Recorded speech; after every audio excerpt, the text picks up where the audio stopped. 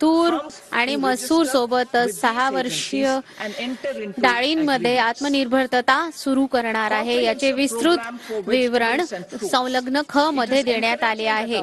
NCC act मध्ये पंजीकरण आणि यांच्यासोबत करार करणाऱ्या शेतकऱ्यांना येणाऱ्या 4 वर्षांच्या दरम्यान या एजन्सीज या डाळींची तेवढी खरेदी करण्याची क्षमता बाळगतात जितकी त्यांच्याकडे आणण्यात येईल.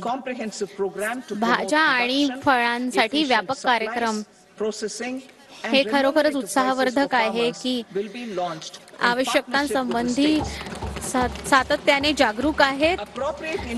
समाजाला आरोग्यवर्धक बनवण्याचा हा पुरावा आहे.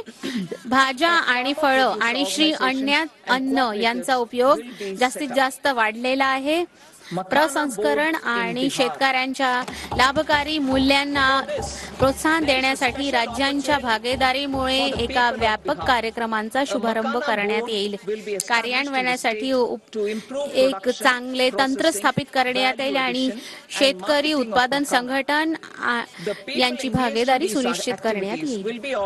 बिहारमध्ये मखाना बोर्ड यासाठी बिहारच्या लोकांजवळ एक विशेष संधी उपलब्ध झाली आहे. मखानाच्या उत्पादनासाठी प्रसंस्करण मूल्य संवर्धन मध्ये सुधारणा करण्यासाठी बिहारमध्ये मखाना बोर्ड स्थापित करण्यात येईल. या कार्यक्रमांमध्ये लागणाऱ्या लोकांमध्ये FPO मध्ये संघटित केला जाईल. हा बोर्ड शेतकऱ्यांना पथप्रदर्शन आणि प्रशिक्षण मदत उपलब्ध करून देईल आणि हे सुनिश्चित करण्यासाठी देखील मदत करेल की त्यांना सर्व सरकारी उपक्रमांचा लाभ मिळेल.